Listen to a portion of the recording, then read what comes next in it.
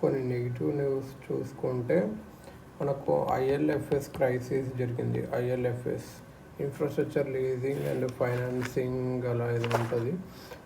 IL&FS అంటే ఏంటంటే infrastructure leasing and financial services. ఇది ఒక systematical important non deposit taking non banking finance company ఇది ఉండే అన్నట్టు. ఇది దీంట్లో క్రైసిస్ రావడం వల్ల అది ఇది అన్నట్టు. ఇంకోటి ఏంటంటే shadow banking concept. Shadow banking concept అనేది అవుట్ సైడ్, ఇది ట్రెడిషనల్ కాదు, ట్రెడిషనల్ కమర్షియల్ బ్యాంకింగ్ సెక్టర్స్కి ఒక ఎక్స్ట్రాగా out side of traditional banking sector ఇది నడుస్తుంది. షాడో బ్యాంక్ అనేది వీళ్ళు ఫండ్స్ ఎక్కడికి వెళ్ళేస్తారంటే బ్యాంక్స్కి వెళ్ళేస్తారు, కమర్షియల్ పేపర్స్ ఇష్యూ చేస్తారు, బాండ్స్ ఇష్యూ చేస్తారు, non convertible debentures. Shadow banking is a set of activities and institutions. They operate partially outside the traditional commercial banking sector. They are not fully regulated by the RBI. They mobilize funds by borrowing from banks, issuing commercial papers and bonds, non-convertible debentures.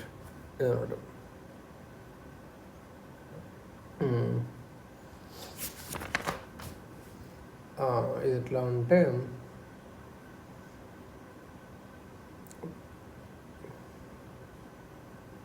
Shadow బ్యాంకింగ్లో కొన్ని remedies తీసుకురావాలి. ఎందుకంటే IL&FS crisis జరిగింది.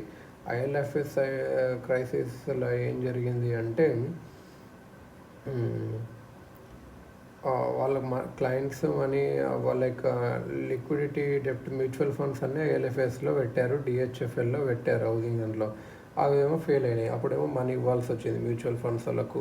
అది main reason ఇక్కడ. ఇంకోటి ఏంటంటే ఇలా షాడో బ్యాంకింగ్ తర్వాత కొన్ని రిఫార్మ్స్ చేయాలి అనుకున్నారు, అది కొన్ని సక్సెస్ అయినా లేదు. ఇంకొకటి చాలా పంజాబ్ నేషనల్ బ్యాంక్లో ఒకటి జరిగింది, నీరవ్ మోడీది. అట్లా ఒక సచ్ పంజాబ్ నేషనల్ బ్యాంక్లో ఏం జరిగింది అంటే foreign currency loan to our client Nirav Modi for purchase of goods. If it does not pay we will pay అని చెప్పి పంజాబ్ నేషనల్ బ్యాంక్ ఒక గ్యారంటీ ఇచ్చింది.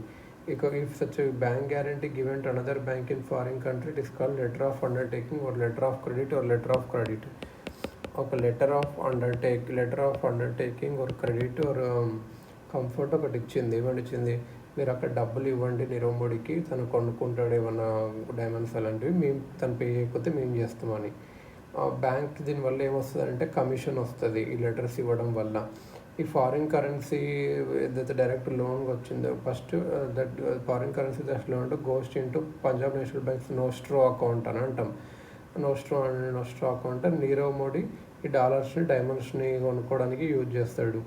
మరి స్కామ్ ఎక్కడ జరిగిందంటే పిఎంబి ముంబైస్ కరప్ట్ మేనేజర్ ఉంటాడు కదా, ఎన్నో లెటర్ ఆఫ్ అండర్టేకింగ్స్ ఇచ్చాడు డైమండ్ మర్చెంట్స్ నీరవ్ మోడీకి అండ్ మెహుల్ చోక్సీకి without due diligence or collateral for 7 years. 12,000 crores ఇచ్చాడు. అండ్ 2018 జనవరిలో Nirav Modi, Mehul Choksi left India left చేశారు. PNB officials could not detect scam because LOUs were generated through SWIFT ప్లాట్ఫామ్తో వాళ్ళు జనరేటర్ కాబట్టి అట్లా అయింది షిఫ్ట్ ప్లాట్ఫామ్తో. ఇది అన్నట్టు మెయిన్ ఇష్యూ.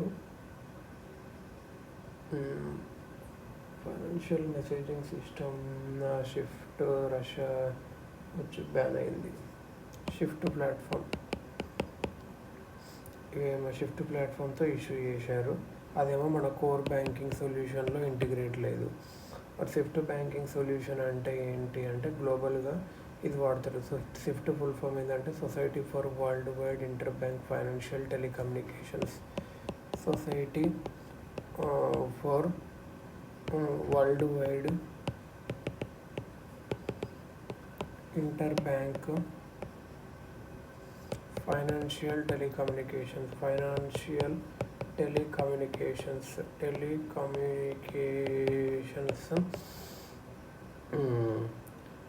ఇది అన్నట్టు.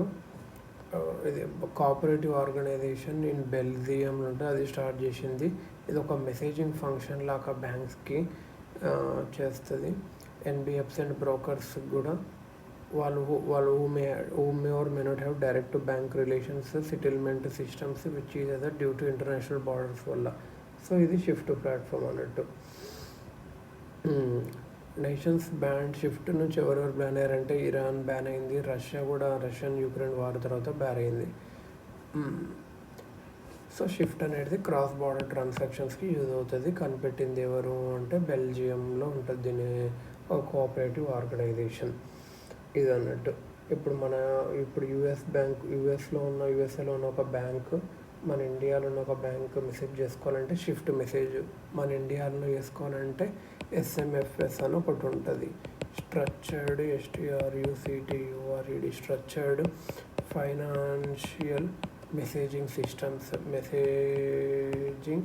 సిస్టమ్ ఇది అన్నట్టు.